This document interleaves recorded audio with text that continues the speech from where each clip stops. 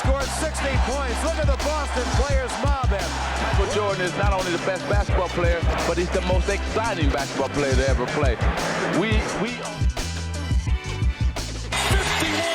for Jayson Tatum. The Big Three NBA podcast is powered by Prize Picks, the exclusive daily fantasy partner of the CLNS Media Network.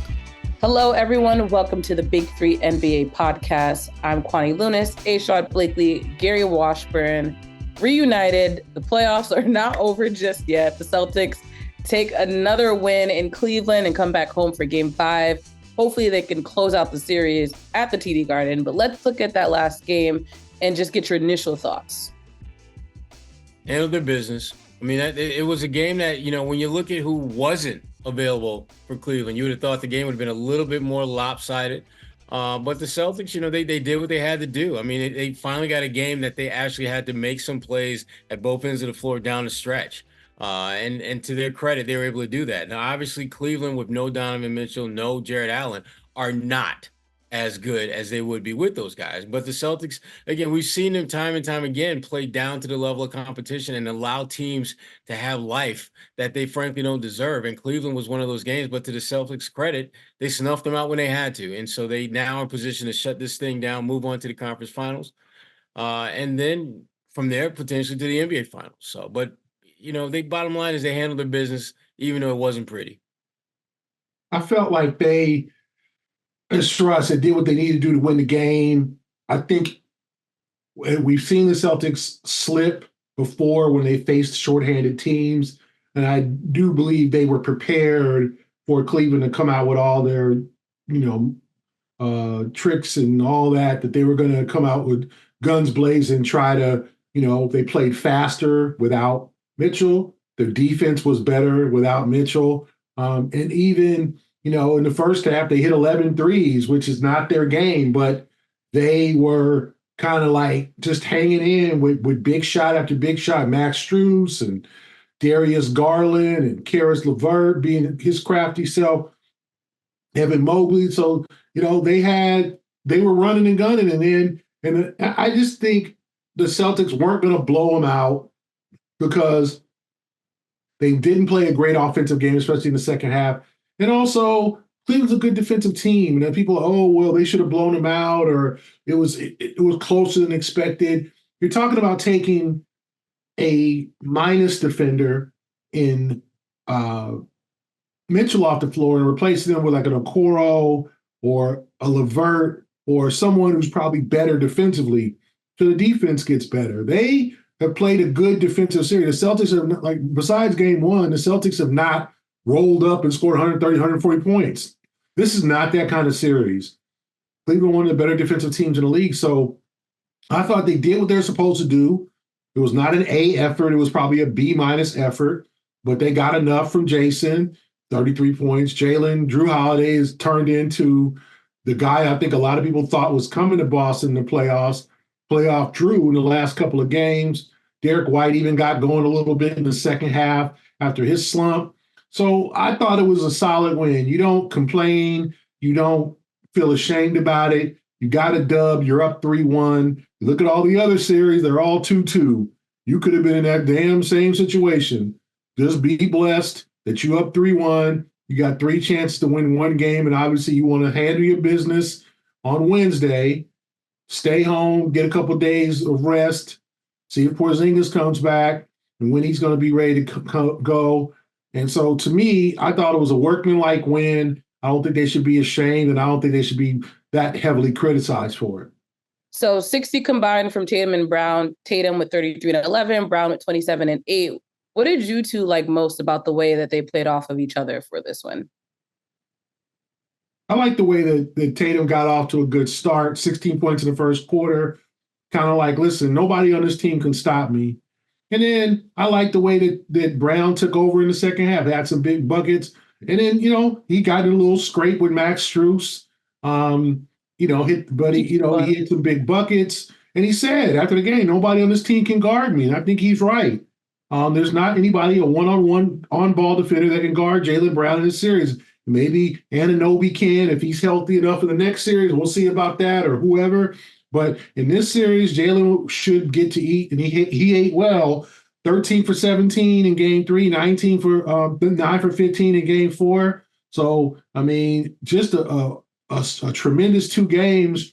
And Jayson, did a little bit of one-on-ones, a little too much one-on-one work in the fourth quarter, slowed the ball down, dribbled it. They got to stop that. They got to really stop playing the clock.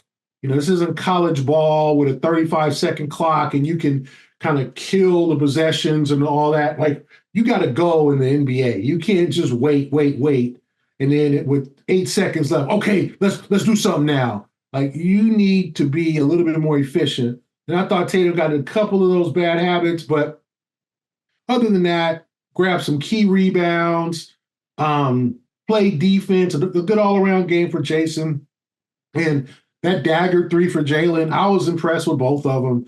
But Jaylen picked it up in the second half. Usually it's Jaylen to start, Jayson to finish. This time it was Jaylen to finish. I mean, he polished Cleveland off and got him that dub, and so I thought it was an impressive performance. And it was interesting, guys. I saw something on NBA Today where Udonis Haslem on, and he said the strategy of teams is to try to cut down everybody else besides Jayson and Jaylen and make those 2 guys beat you. I thought that was a fascinating stance because we really haven't heard of that. So he said, cut out Pritchard, cut out Hauser, limit those guys and make Jayson and Jaylen have to be Superman. And they've been able to be Superman and also get help from other guys and eke out those 2 wins against a good defensive club.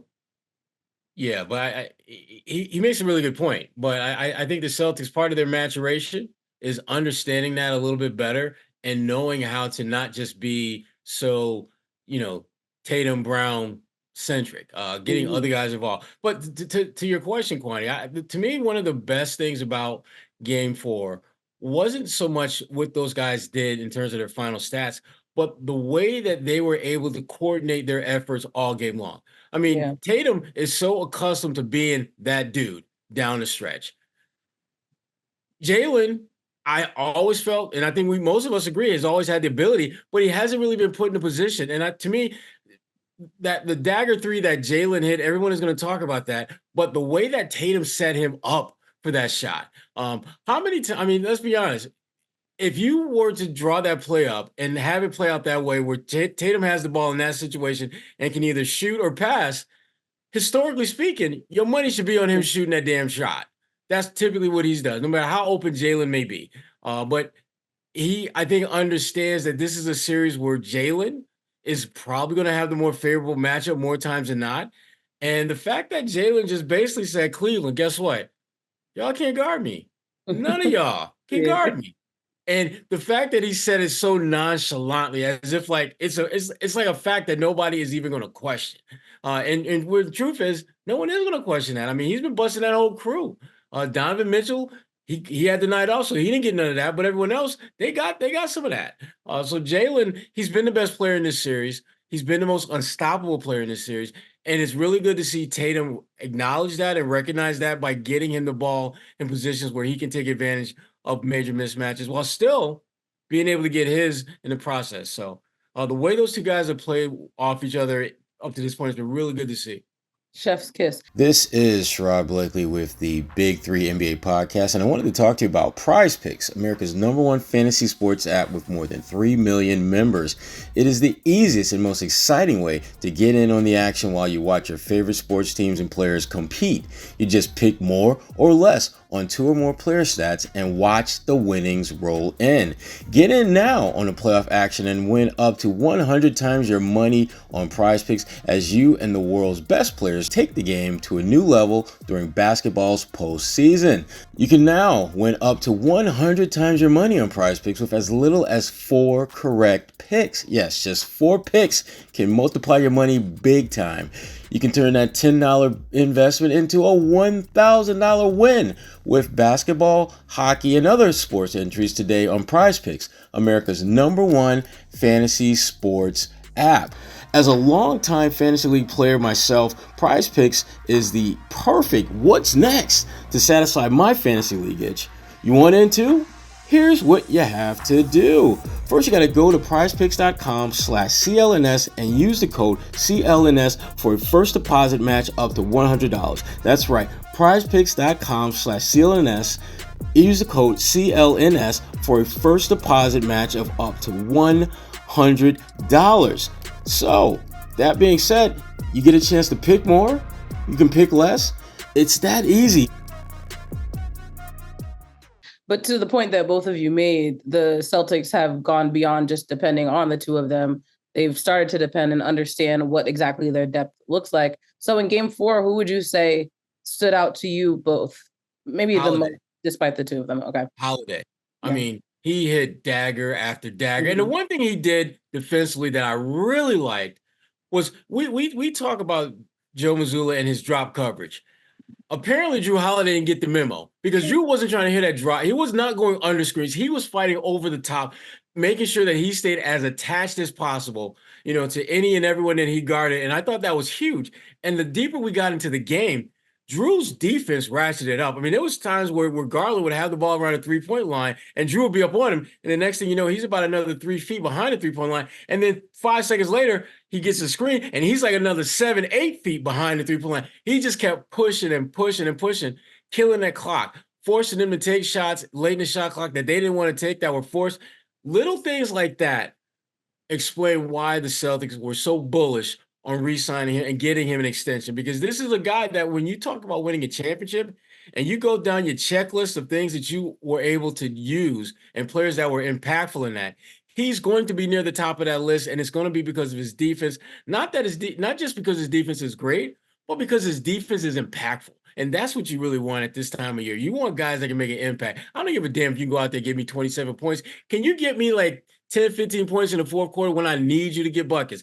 Can you get me 3 or 4 stops defensively in the last 3 minutes of the game when we only have a 2-point lead? Those are the kind of plays that you're looking for this time of year. And Jrue Holiday, I thought in game 4, delivered all that and then some. Yeah, I could say definitely say Holiday, but I'm gonna choose Payton Pritchard. 11 points, +4, 3 for 4 from the three-point line, hit a couple of free throws, an assist, a rebound. And he scored those key, I want to say 5 points in the end of the third quarter to kind of push the lead out and give themselves a little cushion, because Cleveland kept coming at him and charging, and the Celtics had to keep fighting them off. And I just thought that stretch, the end of the third quarter where Pritchard made a 3, then hit a couple of free throws. He got fouled in the bonus, and I thought that was critical. And I just think he's got to pick and choose his spots to score and to do other things on the basketball floor. Like, that's the thing. And he had 3 of Celtics 12 3-pointers, because the Celtics were not great for the three-point line. I mean, 37%. They only took 32, lowest total since that game 2 against Miami. Cleveland took 48. So usually when you get outshot by 16 threes, you're going to lose the game. But they didn't lose the game because they went to the paint, got to the free throw line. Jayson and Jaylen had combined 18 free throws. But as much as I can choose Jrue too, I just don't want to be just like Sherrod. I'm going to choose Payton Pritchard because I think he deserves some kudos for etching out a role. There's going to be times where he's not going to be able to shoot and to get off all those threes. There's times he's got to do little things, offensive rebounds.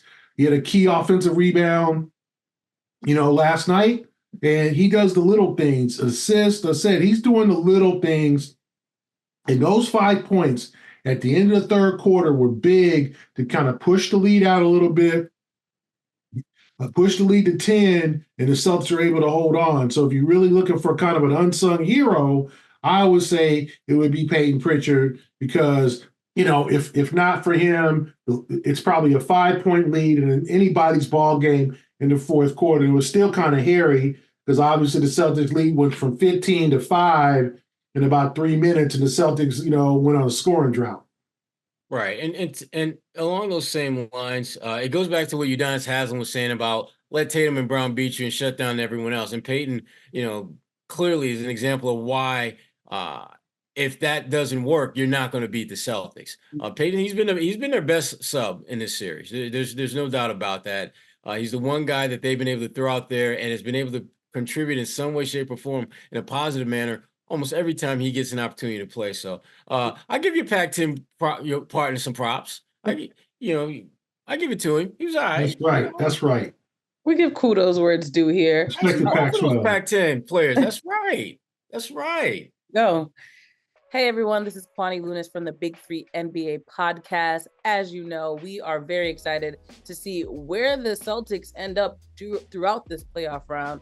And of course, as a result, it's always cool to attend games when you're following along with your favorite teams. Game Time is an authorized ticket marketplace of the NBA, which makes getting playoff tickets even faster and easier. They have prices on their app that actually go down closer to tip-off, which makes it easier to get a good deal. And with killer last-minute deals and all-in prices, also a view from where your seat will be, they also guarantee low prices, and Game Time takes the guesswork out of buying those tickets. All you need to do when you're on the app is pick out a specific game or matchup. All you need to do is go into the app and pick out that Boston matchup that you'd like to attend, look for a good deal, and just either wait it out or select the ticket right away. They have different features in the app, such as customizing your spot. Take all the guesswork out of buying NBA tickets with Game Time. Download the Game Time app, create an account, and use the code CLNS for $20 off your first purchase. Terms apply. Again, create an account, redeem that code CLNS for $20 off. Download Game Time today. Last minute tickets, lowest price guaranteed. So looking ahead, Game 5, it seems as though this is becoming a trend, which I don't necessarily hate for the Celtics. Game 5 at home to hopefully close out the series. It's obvious the expectation is a win, but what do the Celtics need to do to make sure they secure that? You got it, Gary. Oh, well, one, play with the focus. Don't play with your food. Play with the focus that you did in the last Game 5 against Miami. It sounds like Mitchell might be out for this one too. I guess he talked to Cleveland playing dealer. It didn't sound too optimistic that he was going to be able to just bounce back. And calf injuries are real, as we're finding out about Kristaps Porzingis, real particular. So it's not one of those. Now we've seen Jamal Murray kind of bounce back, but I don't know if Mitchell's going to be available. If he is or isn't, lock in, play a solid game. Don't let them get confidence. Play strong D, rebound. Don't let Mobley or Strus or LeVert or Garland have one of these 35, 40-point games and keep it close.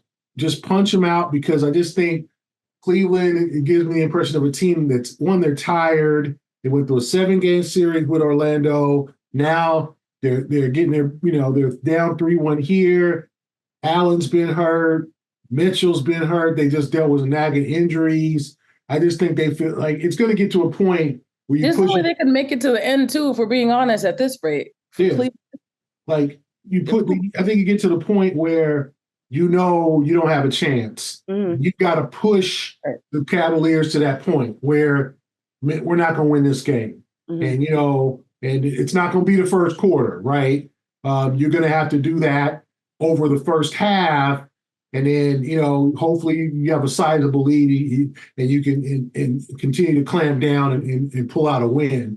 But I don't think it's going to be an easy game. Oh. Obviously, they don't do as well at home as we know, but I still think a mature team, a team that's learned its lessons, don't mess around here and get this win. Yeah, I expect them to win, and I expect them to win pretty handily. I think Cleveland will put up a good fight in the first half, but by the time you get midway third quarter, I think all indications will be like, Cleveland, good try, good effort, enjoy 1, 2, 3 Cancun. It's that time for them, and they have nothing to be embarrassed or ashamed of. I mean, they've had a good season, because remember, when you're in that 4-5 game, it's a coin toss whether you can get to the next round, and we saw in their series, the home team won every game. So literally them having home court advantage got them to this point. And they took a game from the Celtics on the Celtics home floor. At one point they had home court advantage, didn't last very long. And they did this with one of their core guys, Jared Allen, not playing a single game. And now their main guy missing one and possibly the last 2 games of this series. So Cleveland's future is very bright. That being said, if you're the Celtics, you need to put them away, and you need to put them away now. 5-game series, back-to-back 5-game series is a pretty good barometer for where you are as a team. It means that you are dominant, but definitely not overwhelmingly dominant. The thing about the Celtics, and we've talked about this before, they've played well enough to win games, but they haven't had that great game. They haven't had that game where offense is clicking, the defense is locking folks down, and they're just absolutely, light years ahead of whoever they're facing. And that's a good thing for them because, one, we know they have that within them, but the fact that we haven't seen that yet and they're still moving from one round to the next, you have to believe at some point that they're going to string that kind of game together. And I think Jayson Tatum, what we've seen the last 2 games, he didn't like some of the things that were being said about him clearly after the first couple of games in the series. But to me, the irony is that the way he's playing now is exactly what we were bitching about. You just show people why you are a top 5 player and don't give me these low-calorie numbers. Like, I don't care if you get 27 points and 6-7 rebounds and 6-7 assists, but you make no plays down the stretch of consequence. You make no difference-making plays throughout the game. Hasn't been the case these last 2 games. He has come out saying, look, Cleveland, I'm going to put on my Jaylen Brown cloak right now and just let y'all can't guard me either. He's telling y'all can't guard him. I'm going to show you that y'all can't guard me. I ain't going to say nothing. And he's been that good. And for them to win a championship, they're going to need him to be that good. Because the one thing about Jayson that the more I watch him and Jaylen play, the clearer it becomes to me that Jaylen is playing better basketball, but Tatum is the better player. And the reason I say Tatum is the better player is because Tatum, low-key, can be one of the best, if not the best, two-way player in the NBA. If he really committed himself to playing that side of the court all the time. Because when Tatum wants to be locked in, he's getting blocks, he's getting deflections, he's making plays defensively that Jaylen, bless his heart, Jaylen ain't going to make those plays. And it ain't because he doesn't want to, it's because he doesn't have the skill set or the acumen to make those plays the way Tatum can. And that's something that, again, I think that's one of the Celtics. We talk about X factors. Tatum's defense, I think, is an X factor in them winning a championship. He has the ability to have one of those iconic moments that we're talking about 5, 10, 20 years ago with a block or a steal or something to that effect. He's that freaking good. Now, for them at this point to be where they're at, he really has had a bit of a mental shift to be more aggressive, to be more assertive, to be the badass that people know he can be. And I know he got in his feelings for a little bit when he got on the podium, was talking about, we don't have this and we don't have that. And I'm thinking like, but bro, they got you. Bruh, they got you. You're supposed to be him. So why are you acting like you're not him? Get your ass out there and be him. All right. Can you do that for like 4, 5? Can you do that for like 6 more games, something like that? And he has been that guy. He has been an unstoppable force that Cleveland, no matter what they've done, they have no one that can guard him. I mean, Evan Mobley, who has a size advantage over Tatum. Tatum is putting him on, now I wouldn't say locking him up, but he's not eating well the way you would think a guy his size would be on Tatum. Tatum is showing a level of maturity and physical strength and just overall game that we all suspected he had, but he didn't really show it as much as I think folks would want to see it. We've seen it the last 2 games. And if this Tatum is going to stick around for the rest of the playoffs, the duck boats, get them ready, because there will be a parade in Boston this summer. Getting the gas out. Start getting the gas out. And I think it is fun to note that the rest of the games in the conference semis are all tied right now at 2. So the fact that the Celtics do have that 3-1 lead right now, knock on wood, game 5 is definitely the opportunity for them to get a little rest. And especially for Porzingis, because the clock is a little bit longer before he actually, before he'll miss games with his injury. So that's another incentive for them to put this thing away tomorrow and call it a day. Really good point. Any final words as we look? We wrapped up. We kind of previewed game 5. So, I mean, there's not more we could say unless y'all have a crystal ball and the answer. Well, look, the big thing at this point for the Celtics is to just be authentically who they are. Be the team that had the best record in the NBA. Be the team that only 3 or 4 Celtics teams in history had more regular season wins. Be the team that everyone knows can literally blow you out like no one else can. I mean, they had 3 games where they won by 50 more points. Never happened in NBA history. So they need to consistently be who they are. And if they do that, then this thing it's a wrap on Tuesday. And the conference finals, because no matter who they face, whether it's New York or Indiana, the Celtics will have a decisive advantage. New York is so battered and bruised. You don't know they may not have enough players to play a damn game. I mean, because they may have 7 guys on the roster. But look, when you see, I mean, they dusted off my man Alec Burke the other night. He was kind of nice. Mm-hmm. But I would love, if I'm the Celtics, I'm like, yeah, I would love to see him for a 7-game series.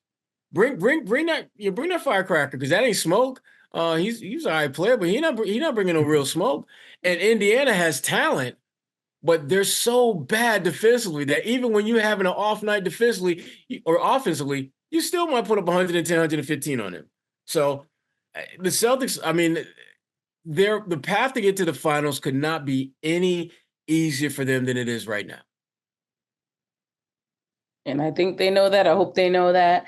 Looking forward to Game 5 at the TD Garden. That's on Wednesday. Obviously, at this point, if you're listening, you know that. But we once again want to show our appreciation for all of our viewers, listeners, wherever you consume this podcast, Big 3 NBA Pod. Feel free to share this episode if you thought it was useful. And until we reconvene, which will hopefully be soon, for Sherrod Blakely and Gary Washburn, I'm Kwani Lewis. Thank you for your time.